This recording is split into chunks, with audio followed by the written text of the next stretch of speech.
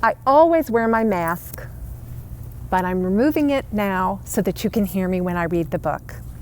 I'm here in the Courtyard of Shields Library on the Davis campus, and we chose to do this in person to remind us all of the magic of libraries and the magic of books.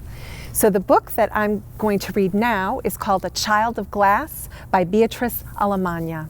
And I chose this one because it really helps us think about how it's okay to have the feelings that we have, and it's all right to let other people know them. I think that's especially important right now.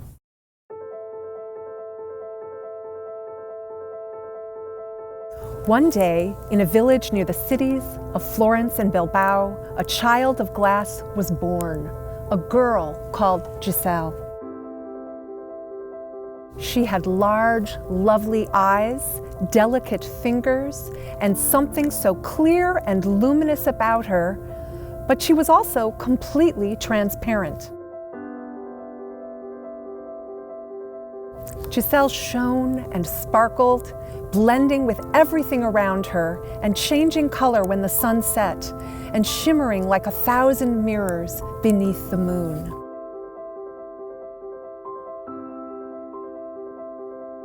People came from far and wide to see her. Simply incredible! What beauty! Can we touch her? Does she talk? Can we patent her? How do you find her in a crowd? Have you thought about insuring her? But none of that meant anything to Giselle or her parents. What worried them was something else entirely. From early on, Giselle had noticed that her thoughts floated in her head, hovering there like helium balloons. This meant that people could see her thoughts as easily as if they were on display in a shop window.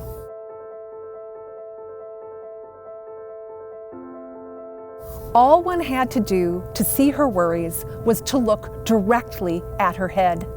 And so whenever she showed the smallest fear or doubt, she would be reassured without ever having to say a word.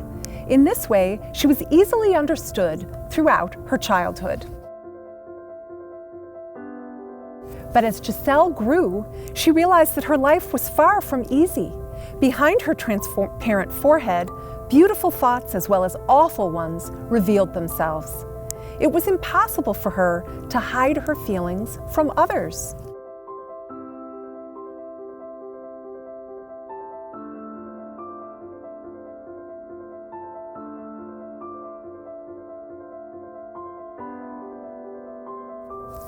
Highly sensitive as she was, as soon as she felt sadness or anger, one of her nails or one of her legs would develop a tiny crack.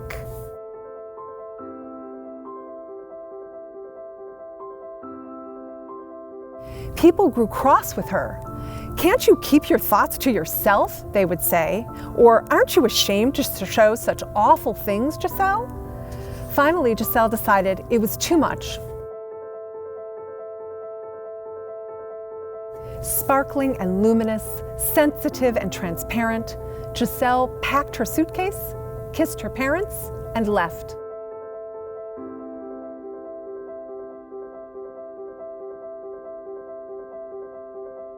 A large crystal tear formed in the corner of her eye. But everywhere she went, it was the same. Everyone avoided her.